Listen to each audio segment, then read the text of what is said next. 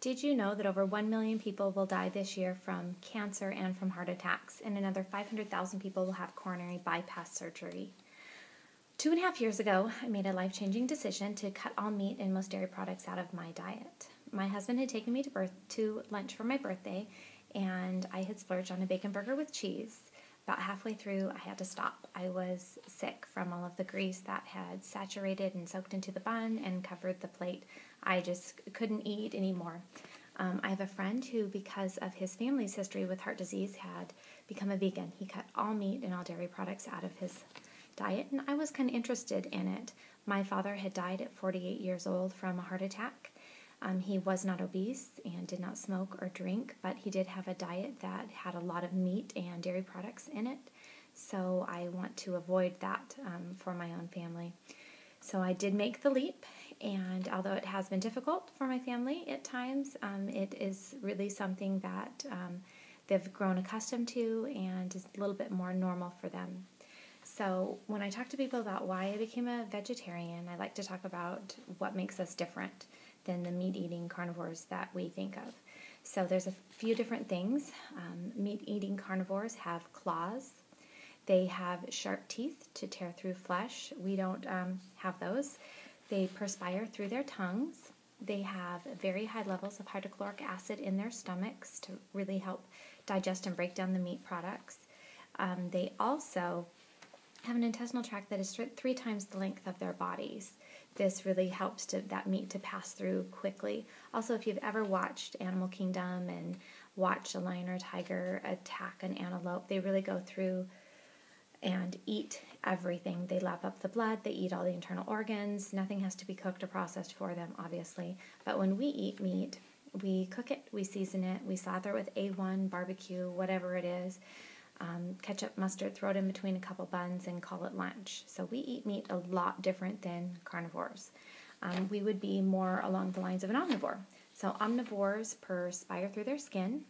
They have 20 times lower the hydrochloric acid in our stomachs than a tiger or a lion, any sort of meat-eating animal. The acid is so much lower, that's why it's so much harder for us to digest the meat. Also, our intestines are 5 times longer, so it takes it much, much longer for our body to process that. And we also have flat back molars. That's really sets us apart. It makes us a little bit different because those molars are really set up for us to grind seeds and nuts and things like that. So those are a few things that make us a little bit different. So when we talk about digesting meat, it's important to understand that meat really sits in your system for about 14 to 21 days. It's typically how long it takes a human to digest a meat, like steak, things like that. So what happens is about 4 hours after you eat it, it starts to putrefy, and then it breaks into little pieces and attaches to your colon. This really leads to a lot of different other health issues, such as liver toxicity, kidney issues, things like that. Also, from clevelandclinic.org, they talk about how the uric acid that your body produces after you eat meat actually causes lots of issues as well. It's really a bad product that your body produces after it eats this meat, this uric acid. Lots of problems, health problems. It's actually linked to cancer and heart disease as well. When animals are slaughtered, they have fear and anger enzymes, aggression enzymes that, like we do, kind of our fear or flight. When we get stressed or anxious, they have those same enzymes, and those rush to their muscles. And so when you eat meat, you are actually digesting those enzymes as well, which doesn't sound very appealing to me. So let's talk about protein. Most people think that they get their protein from their meat. That's like the best source of protein, which it actually is not. So when we talk about protein, we talk about protein shakes, protein diets like paleo, Atkins, things like that, protein bars, all sorts of chemicals that go into those. So while protein is important, it's really important that we get protein from the right type of source and the right amount.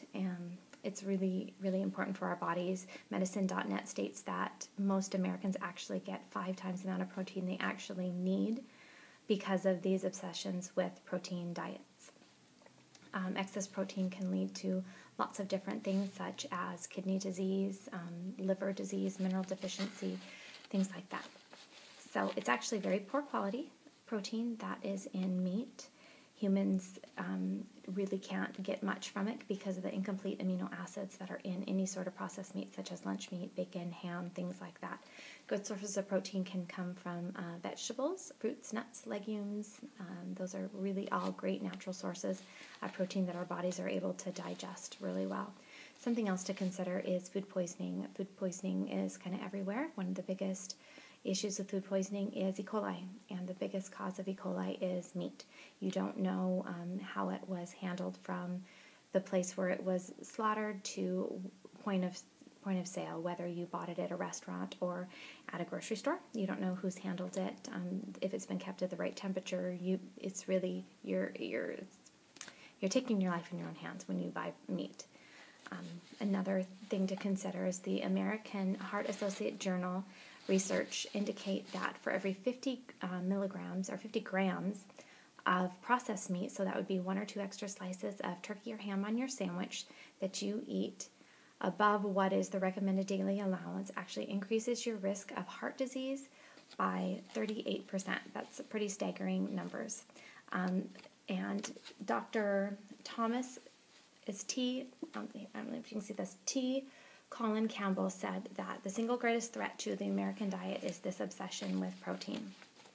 So WebMD's diet for people with heart disease suggests that they really limit their cholesterol. And cholesterol comes naturally from red meat and high-fat dairy products. So if you are able to steer away from those, you'll really lessen your incident of cholesterol.